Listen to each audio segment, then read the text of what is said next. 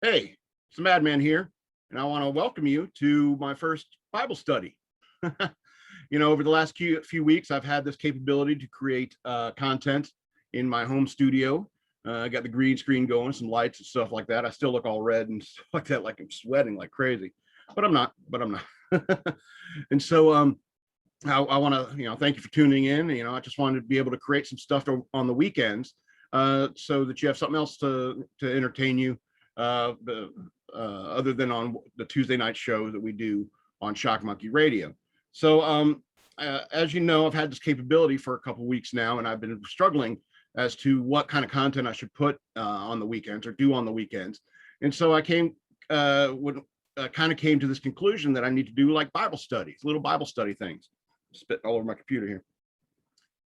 And so, some of you may not find that interesting or whatever like that, but I'm a Christian. I'm a Christian and it's important to me. And you're like, madman, but you're a madman. You cuss like a sailor, you smoke, you drink, you're a horrible, horrible person. And I was like, well, yeah, you're right. But the Bible isn't made for the sinless. In fact, it's written directly to sinners. And so if I can recognize that I'm a sinner and I can still read the Bible and have faith and stuff like that, I said, so can you. So can you. And so there's something that we can all learn from the Bible, even if you don't believe in God, even if you don't believe in religion or anything like that, if you're an atheist or agnostic or whatever. So you have to understand that the Bible has helped shape human civilization since it was first written. And so it's kind of important to read the Bible, whether or not you believe or not. It's kind of important because a lot of human civilization is built upon the Bible.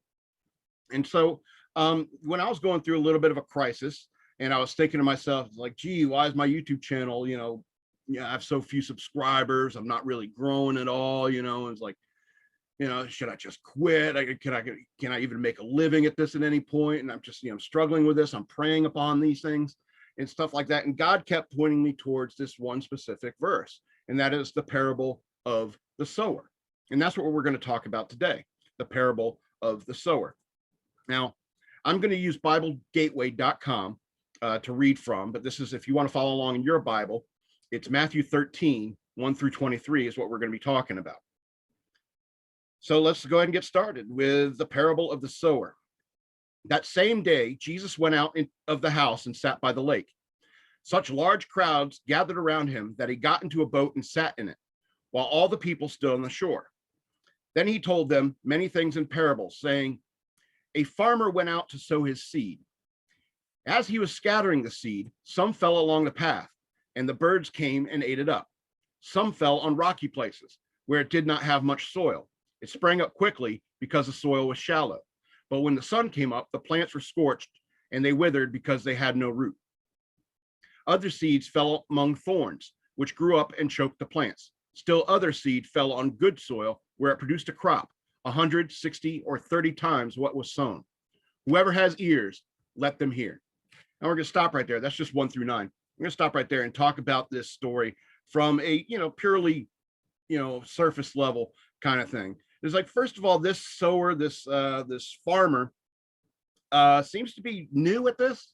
It must be his first day or something like that, because I think you should know not to throw your seeds over the pathways or on rocks and so forth. But I mean, I think that's not the point.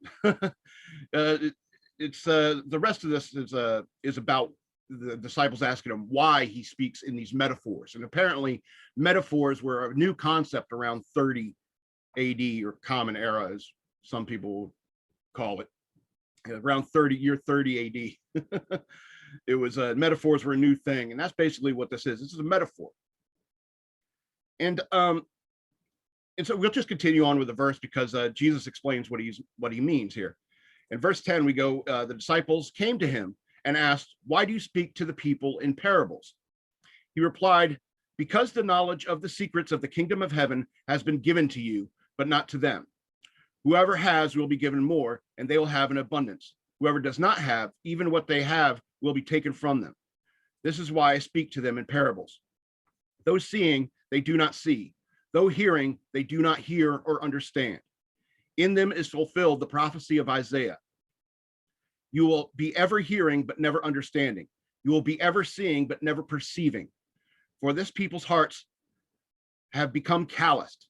They hardly hear with their eyes, with their ears, and they have closed their eyes. Otherwise, they might see with their eyes, hear with their ears, understand with their hearts, and turn, and I will heal them. But blessed are the eyes because they see, are your eyes because they see, and your ears because they hear. For truly I tell you, many prophets and righteous people long to see what you see, but did not see it, and to hear what you hear, but did not hear it.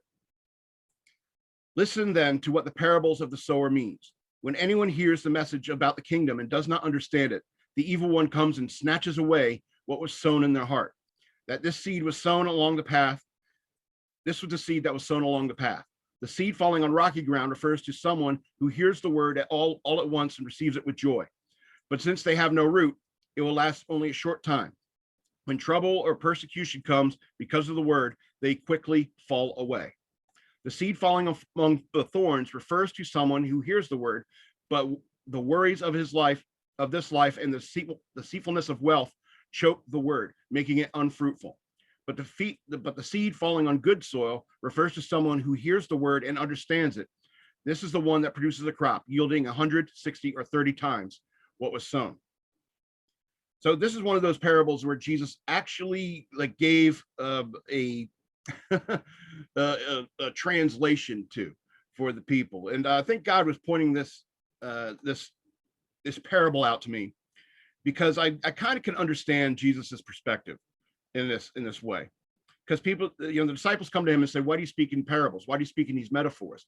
And the short answer is like, because some people are dumb, they're not going to hear it, and that could be a cruel way to say it, and it certainly isn't the way Jesus said it. But and if I had said it, if it were up to me to say it, that's what I would say. And so I could understand that Jesus would be frustrated that, even though he's saying these things, that some people would not hear the message, hear God's message. And so I kind of identify with him in the fact that, with my YouTube channel being what it is and so forth, it's like, I could sit here and be arrogant about it and say it's pearls before swine, but that's kind of the idea, is that it's, not everybody's going to be able to get the message. They're not going to be able to get it, even if it's the most beautiful message in the world. And that's with the message that Jesus came to give us. Even if it's the most beautiful message in the world, and that it's undeniable how wonderful it is, some people, have closed their eyes. They've closed their ears to it. You know how it is when you're like, you have a TV on in the background or something like that, and you're reading something in front of you, or you're on your phone or something like that. You're hearing it, but you're not really listening to it. And I think that's the point that Jesus was making when it comes to the parable of the sower, is because you can sit there and you can scatter these seeds, these pearls of truth to people. And, some may not even know it, recognize it for what it is. Some people will not be able to do anything with it, even if they, and some people may not simply be able to understand, because they're not in the mindset to understand that. And that's why he says, whoever has ears, let them hear. But everyone has ears. Even deaf people have ears, but deaf people can get a Braille Bible and read this message. And what Jesus means by whoever has ears, let them hear, is like, if you have the capability to understand what I'm saying, it's like, take it to heart. Take it to heart. And so I think that's, and the crop that you will yield will be 160 or 30 times what you actually sown. So it kind of makes up for what was lost upon the rocky places and in the path and so forth. And so, Jesus came with this wonderful message here to earth, about, love each other and blessed are the meek and all that stuff. And we'll probably get into some other stuff later in later weeks and so forth. But I mean, it's, even the purest message can be ignored or underappreciated, or even, misunderstood, like Jesus was. Jesus was misunderstood. They thought he was a revolutionary, a rebel.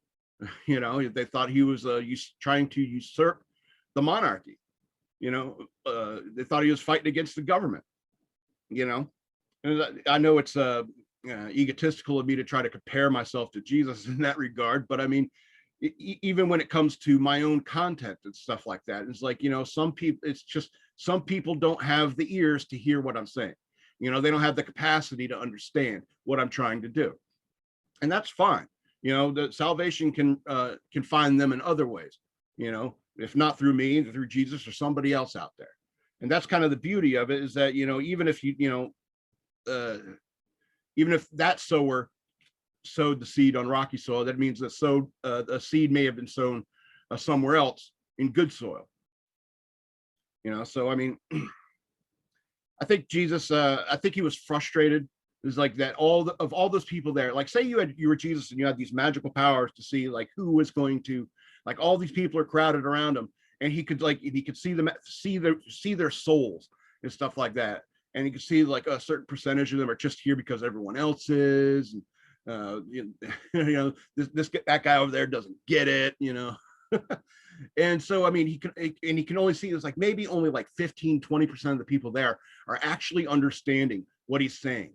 And that could have been frustrating for Jesus. And I understand that. And that's how I was able to relate to Jesus through the story, is that, even if even if you have the purest message in the universe, the purest message in all of history, there are some people you just don't have the capacity to do anything with it.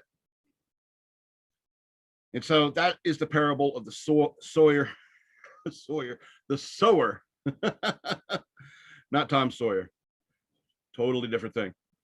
And so this has been the Bible study with the madman, such as it is. And I hope you enjoyed it. I want to remind you, go over to patreon.com/shockmonkeyradio. If you want to email me, you can email me at madman@fxbgpr.com. Email me, let me know what kind of things you want me to talk about in the future, different Bible verses, Bible stories, or whatever like that. And I'll do what I can for you. I listen to patrons most of all. So go to patreon.com/shockmonkeyradio, become a patron. I would appreciate it. I'll be praying for you if you pray for me. I'm the madman, and I love you.